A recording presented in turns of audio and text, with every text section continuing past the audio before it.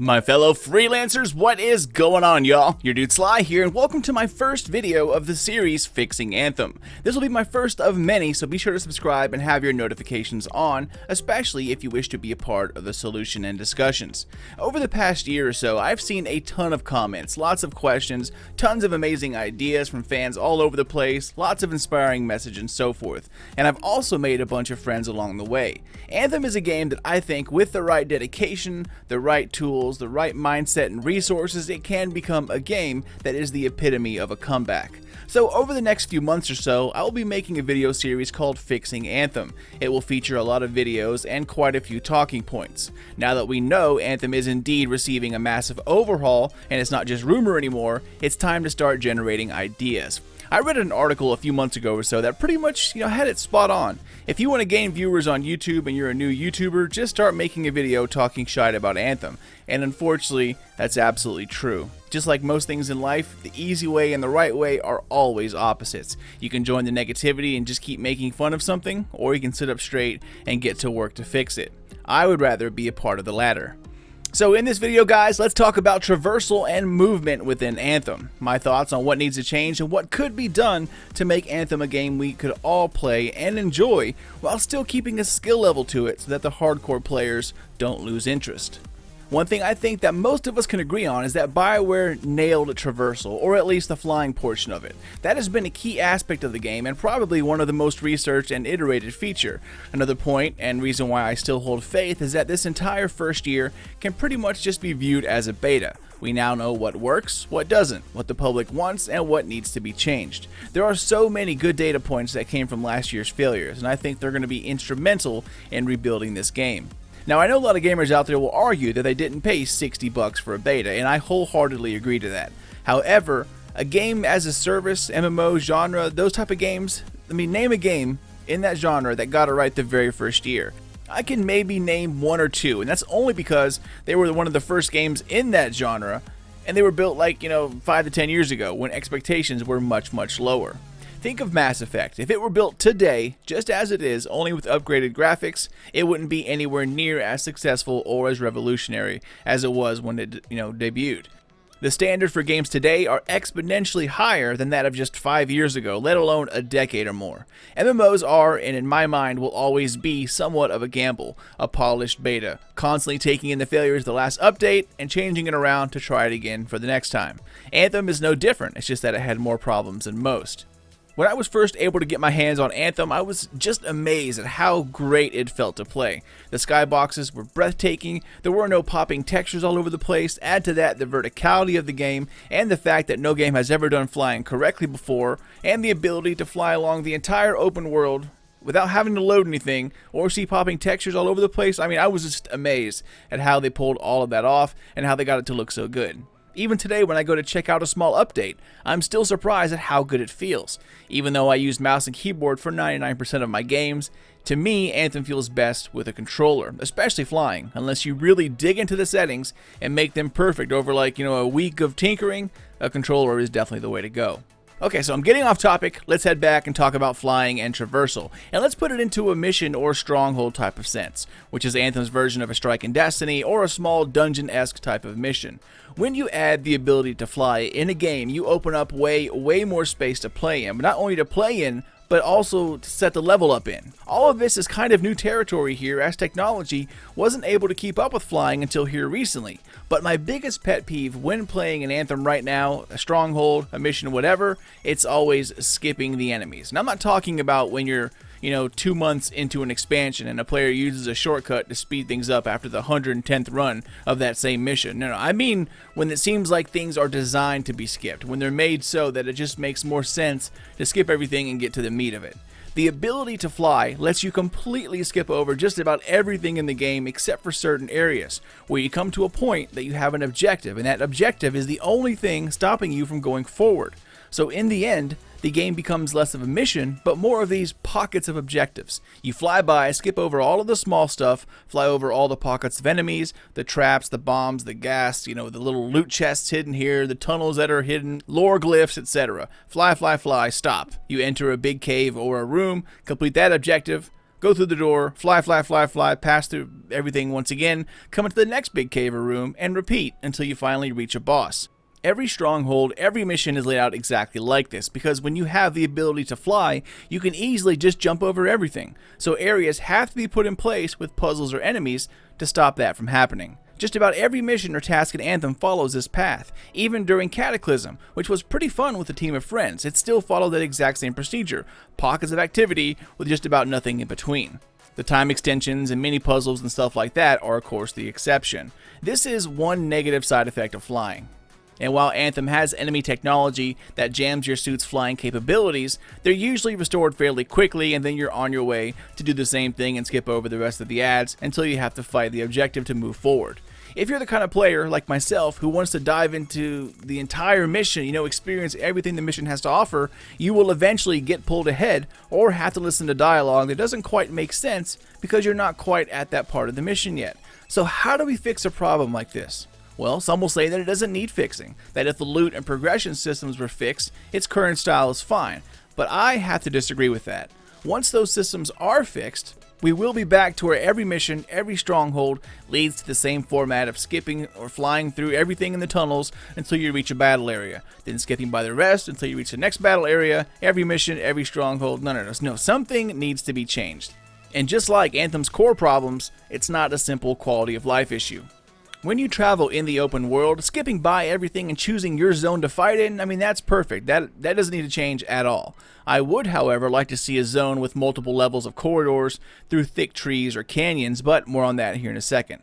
So I've been thinking, Anthem has a big, beautiful open world, lots of monsters, lots of space, but no real reason to go out into the open world rather than to do contracts, which, funny enough, don't really exist except for the very last one, which then just keeps repeating itself.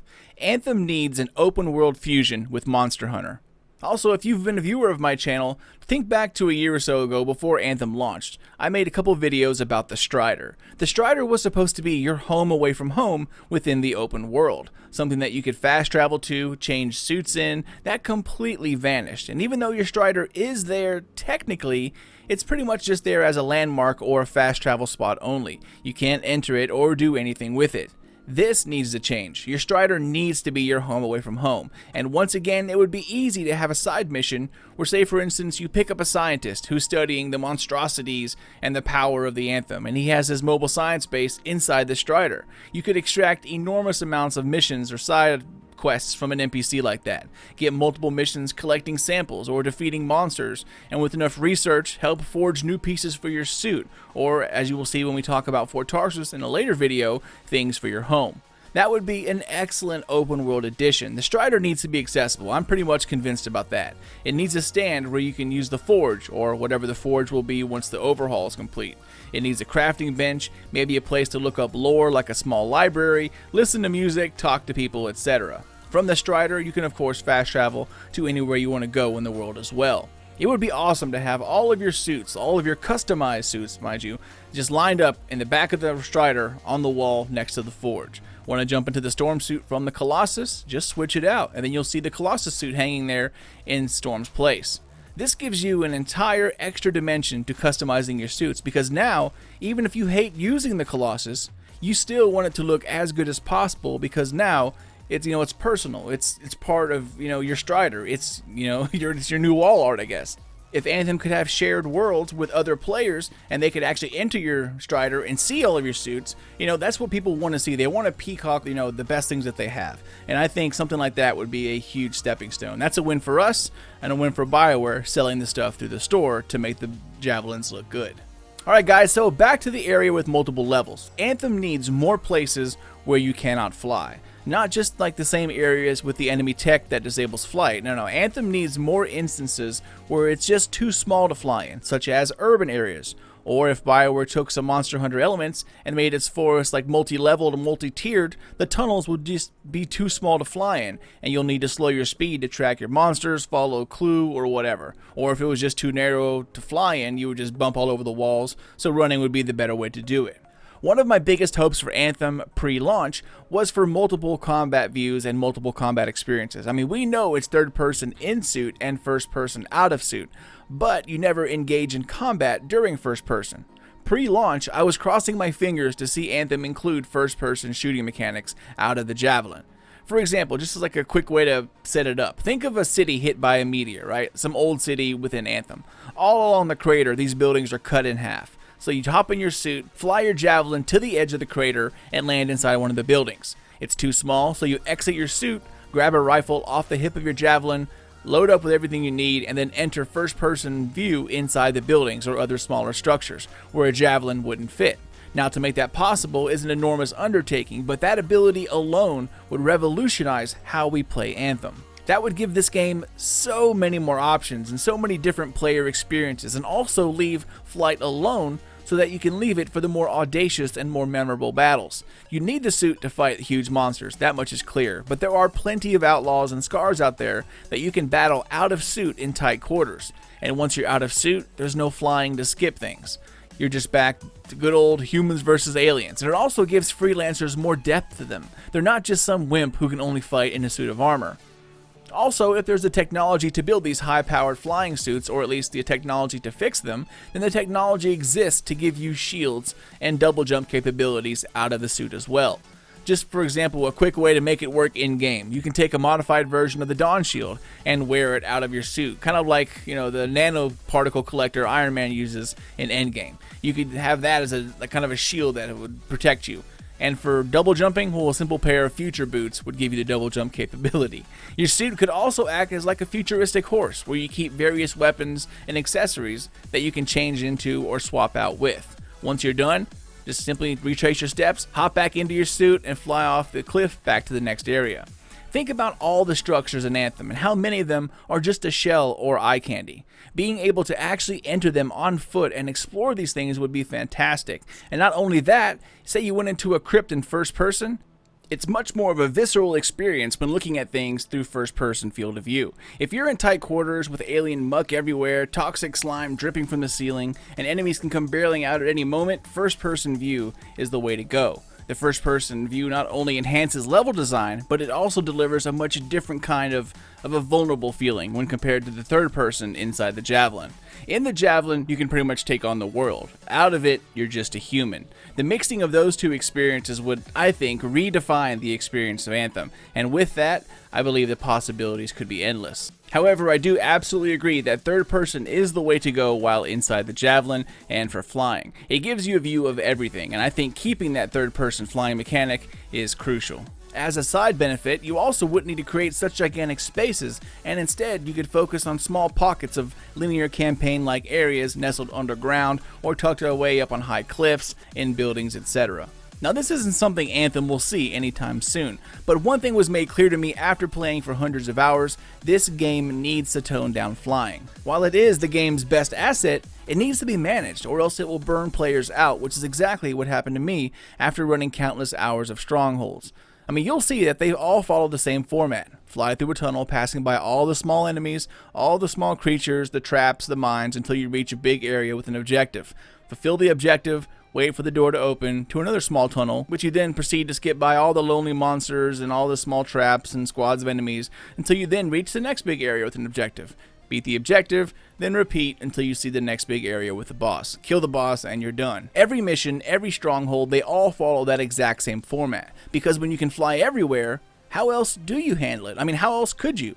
BioWare tried to tame it with the overheating mechanic, but that doesn't really do much of anything, and I think it's more of an engagement mechanic so the player doesn't get bored when flying over long distances. Having areas where it's too small to fly and we can still use the Javelin, or my preference, being able to exit the Javelin and then call it in once we reach the boss, that's where I start to get really excited, and I think that's where this game could really grow like in leaps and bounds. For example, think how awesome it would be to fight your way through a mission, get to an old ruin high on the cliff where you have to exit the Javelin. You swap out some weapons, clear the halls, deal with traps, enemies, look for secret chests, etc. Once you've navigated your way through the crypt and you're at the boss, you look up and notice a small crack in the ceiling. You then call down your Javelin, it lands in front of you, a la Titanfall 2 style. You hop into it, and now it's time to take on the big guy. Or perhaps for the hardcore, maybe you call in your Javelin and it gets lost, or it doesn't show up, and now you're taking down a huge monster with just 3 teammates and a sidearm. The ability to do both opens up so many more options for not only the BioWare team, but for players as well.